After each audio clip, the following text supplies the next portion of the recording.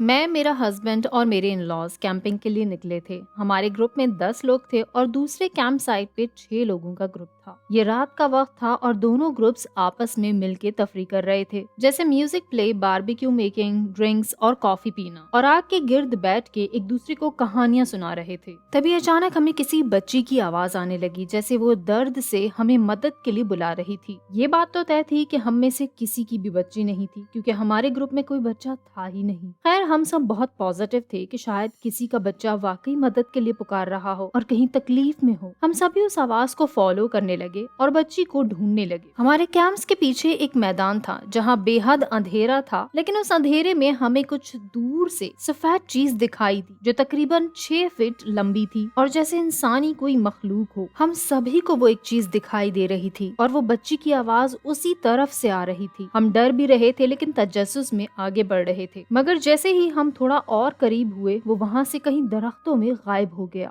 ہم خوف سے بھاگتے ہوئے اپنے کیمپس میں واپس آ گئے۔ ہمیں یہ تو صاف سمجھ آ گیا تھا کہ وہ کوئی بھوتیا مخلوق ہی تھی، لیکن ساری رات ہمیں وہ آوازیں اب بھی آتی رہیں اور ہم سب کی رات خوف اور بے چینی میں جاگ کے گزری۔